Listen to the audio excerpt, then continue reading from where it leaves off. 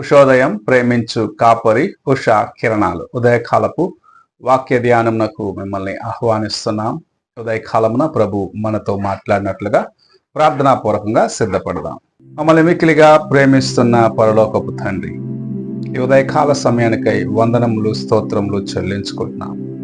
నీ కృపను బట్టి మాకు మరి యొక్క దినమును అనుగ్రహించి ఇలాగూ నీ వాక్యం వినుటకు మాకు ఇచ్చిన కృప కొరకు స్తోత్రములు చెల్లించుకుంటూ ఈ ఉదయకాలమున నీదు వాక్యము చేత నాతో మాతో మాట్లాడమని వినగలిగిన చెవిని, నీ వాక్యమును గ్రహించుకుండే మనస్సును మాకును అనుగ్రహించి నీ కృప చేత నడిపించమని యేసు పరిశుద్ధ నామమున అడిగి వేడుకుంటున్నాను పరమ తండ్రి, ఆమేన్.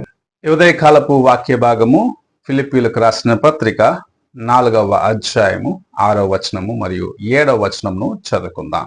దేనిని గూర్చియు చింతపడకుడి గాని ప్రతి విషయములోనూ ప్రార్థన విజ్ఞాపనముల చేత కృతజ్ఞతాపూర్వకముగా మీ విన్నపములు దేవునికి తెలియచేయుడి.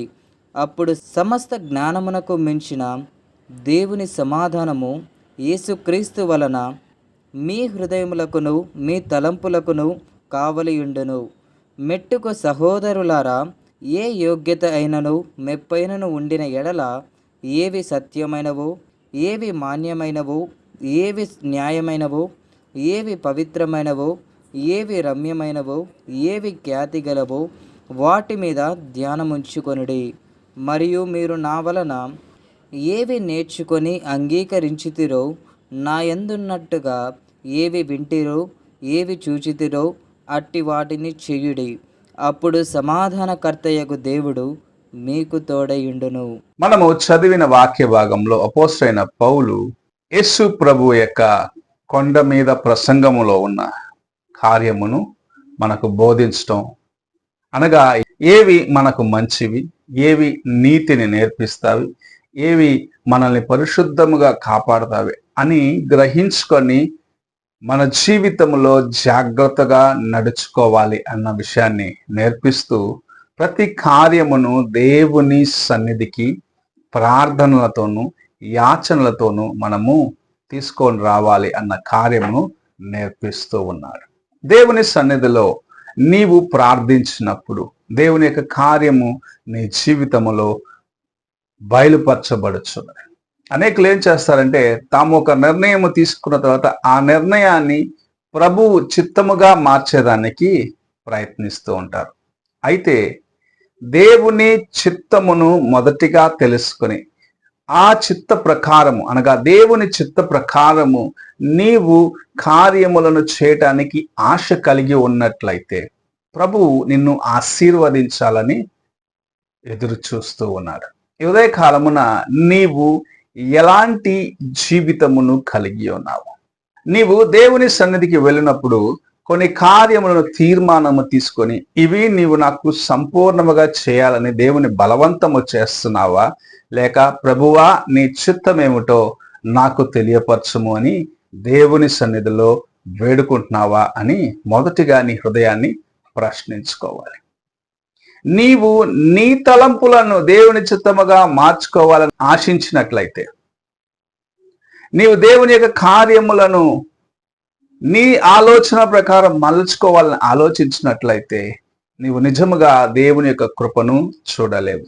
నీ జీవితంలో అనేకమైన ఆశీర్వాదాలను పోగొట్టుకొని గ్రహించుకునేదానికి సమయం వచ్చినప్పుడు అప్పటికే చాలా ఆలస్యమైపోతుంది. ఎందుకంటే దేవుని యొక్క చిత్తము అనేక సార్లు నీ జీవితంలో సంపూర్ణము చేయబడట్లేదు. ఈ ఉదయకాలమున దేవుని సన్నిధికి నీవు వచ్చినప్పుడు ఎల్లా నీ హృదయమును తెరచి, ప్రభువా నా అవసరత, నా యొక్క అక్కర ఇది, నాకు ఈ కార్యమును నీవు జరిగించుము అని అడిగేదానికి ముందుగా ఇది నీ చిత్తమా అని మొదటిగా దేవుని చిత్తమును గ్రహించుకునేదానికి ప్రయత్నించు.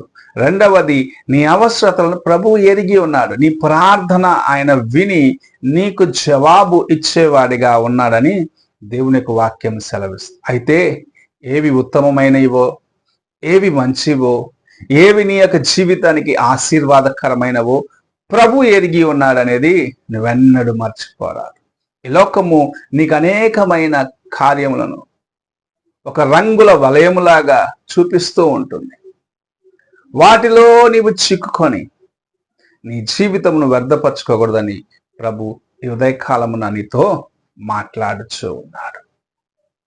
నీవు లోకపు మాయలో చిక్కుకొని దేవుని చిత్తముకు దూరం అయిపోకుండా నీ హృదయములో ఏవి దేవుని యొక్క చిత్తానుసారమైన కార్యం, ఏవి ఉత్తమమైనవి, ఏవి నీకు ఆశీర్వాదకరమైనవి, ఏవి నిన్ను దేవుని చిత్తంలో నడిపించేవని మొదటిగా ప్రార్థనలో తెలుసుకొని ఆయన సన్నిధిలో నీ ప్రార్థనకు జవాబు వచ్చిన తర్వాత నీవు ముందుకు వెళ్ళినట్లయితే ప్రభువు నిన్ను ఆశీర్వదించి అనేక రెట్లు నిన్ను ఉన్నతమైన స్థితికి హెచ్చించడానికి ప్రభువు సిద్ధముగా ఉన్నాడు. అయితే నీవు చేయవలసిన కార్యము ఏది దేవుని చిత్తము, ఏది నీకు ఆశీర్వాదకరము, ఏది ఆయన నిన్ను నడిపించే కార్యమని గ్రహించుకొని నీ హృదయమును దేవుని వైపు కేంద్రీకరించుకొని ఆయనకు సమర్పించుకునేదానికి సిద్ధపడినట్లయితే ప్రభువు నీ పైన కలిగి ఉన్న ప్రేమను,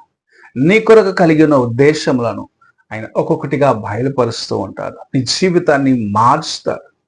అంతవరకు నీవు ఎలాగున్నావో కానీ ఎప్పుడైతే దేవుని యొక్క చిత్తాన్ని గ్రహించుకొని ప్రార్థనల యాచనలతోటి ఏది నీకు అవసరమని తెలుసుకునేదానికి ఆశ కలిగి ఉంటావో నిజముగా నీ జీవితాన్ని ప్రభు నీవు ఊహించిన దానికన్నా అనేక రెట్లు మార్చి నేను అనేకుల ముందు సాక్ష్యముగా నిలబెడతాడు. అలాంటి జీవితము కోసము ఆశపడి దేవుని వైపు చూడాలని ప్రభు ఈ ఉదయకాలమున నీతో మాట్లాడుచూ ఉన్నాడు. అలాగూ నీ హృదయాన్ని ఆయనకు సమర్పించుకుంటావా? ఆయన సన్నిధికి ప్రార్థనతోటి నీ అవసరతలు ఏమైనా సరే ఆయన సన్నిధికి వెళ్ళి నీవు కుమ్మరించుకోవడానికి సిద్ధపడిన మనసుతో వచ్చినట్లయితే ఏవి మేలైనవో, ఏవి నీకు ఆశీర్వాదకరమో, ఏవి రమ్యమైన కార్యములు ప్రభువు నీకు బయలుపరిచి నీ జీవితంలో నిన్ను ఆశీర్వదిస్తాడు. ప్రార్థన చేసుకున్నాను. మమ్మల్ని మిక్కిలిగా ప్రేమిస్తున్న పరలోకపు తండ్రి, ఈ ఉదయకాల సమయమున మీరు మాకు అనుగ్రహించిన నీ వాక్యమును బట్టి స్తోత్రములు చెల్లించుకుంటూ నీ సన్నిధిలో మేము మోకరించినప్పుడల్లా మా హృదయమును నీ సన్నిధిలో యథార్థముగా కుమ్మరించుకొని నీ చిత్తమును గ్రహించుకునే దానికి మాకు నీ కృపను దయచేయము. మా తలంపులు, మా యొక్క ఆలోచనలను తీసుకొని వెళ్ళి నీ చిత్తముగా మార్చుకునే ఆ ప్రయత్నముల నుండి మమ్మల్ని విమోచించి నీ వాక్యమునకు లోబడి నీవు మాకు అనుగ్రహించే నీ కృపను నాయన సంపాదించుకునే దానికి సహాయము చేయమని యేసు పరిశుద్ధ నామమున అడిగి వేడుకుంటున్నాను పరమ తండ్రి, ఆమెన్. తండ్రి అయిన దేవుని ప్రేమ, కుమారుడైన క్రీస్తు కృప, ఆదరణకర్త అయిన పరిశుద్ధాత్మక సహవాసము ఎప్పుడును ఎల్లప్పుడూ తోడై ఉండి సదాకాలము నడిపించునుగాక. ఆమెన్.